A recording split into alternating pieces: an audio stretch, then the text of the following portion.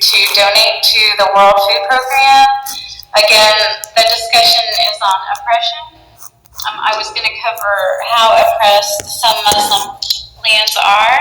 And the one today is on Egypt.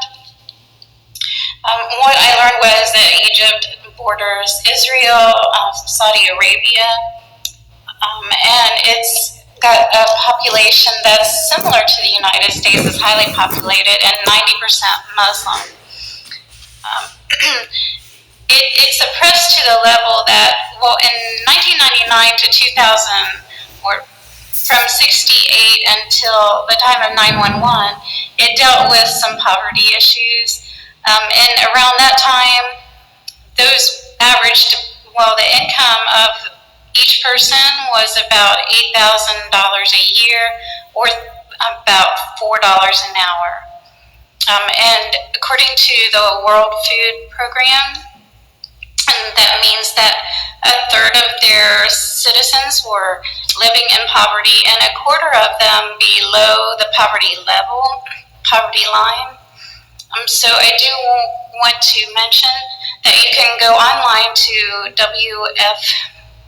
World Food Program, WFP, and donate there.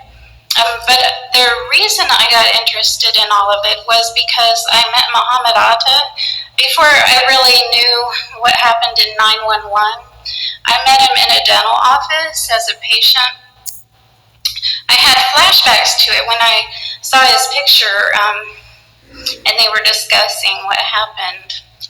I also met him at a worship center. His picture was in the middle of a group of photos of members, and I knew that, well, people gave their impressions of who he was, which pretty much matches mine. I thought he was a quiet person, well-dressed, respectful, almost like a president.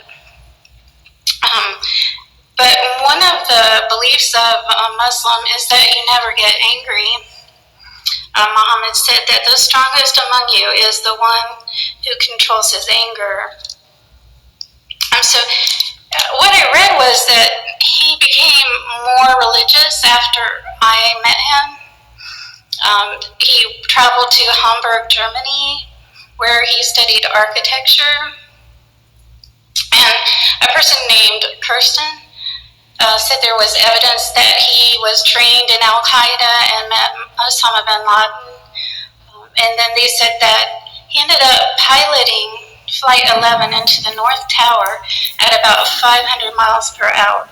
So what it said was that he harbored anger related to the United States over their policies in Muslim countries.